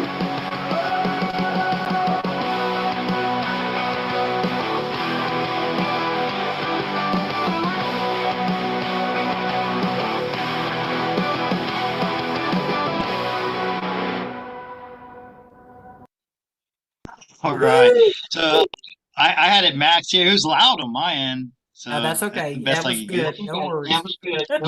You you know, I have to record that from my speaker onto my phone, so Oh, okay. it's not a good. So if I don't know how to download like the actual audio. So if you can figure out a way that I can actually download it and play it that way, it'll probably sound better in the future. You can do that whenever I send it to you and it's not on YouTube. It's from my Suno thing. It'll have the option to download it. So, I have to look again. I looked, I didn't see it. do you So I remember want to the thank young everybody lady who that took you the time. pointed out to me that says, that's the reason why you have that little thing about look at here. That's my little phrase that I think her name was Donna that said that she caught that I kept saying that. Look at here. Anyway, the song that's coming out tomorrow. Um, no, I think it's the next one. It's coming out. It actually has that in it because I thought about her. So, and I'm like, I want Okay, to see if great. she catches it. But I think her name was Donna. Well, But yeah. we all Um, have these idiosyncratic things that we say, right? And we usually don't notice mhm. it. And and this here is different ways of saying it. And I was listening to you tonight, counting how many times I heard you say "and this here," so, and you don't This here and hear looky here. I yourself. say So, that a lot too. Looky here. yeah. So, But I but I think did. Donna, I think I noticed that I put it in a song and it made me think. I was like, look at her. She's got a point. all So, right, great. Well, it's an endearing way that you speak, because of where you were raised and grew up, and I love it. I love the southern people, the Carolinas and like that area because I spent a lot of time well, there. I do too. So, Look at that. We anyways, got something in common. yeah, even though I'm a Florida boy, I used to go spend a lot of time up in the Appalachians and in the Carolinas. I lived in Kentucky for a little while, and I lived in North Carolina for a little while. Um, I love the so, South. It's anyways, just so, mhm. Yeah, yeah. yeah, It's like you walk down the street and people wave to too you. hot. Strangers will wave to you. I don't know if it's like Ain't no that lie. anymore, And but if you do get lost or broke down or something like this here, there is always somebody Mhm. that's really nice to help. So I do appreciate that aspect of where I'm at is more of the country. I'm outside of Charleston, South Carolina.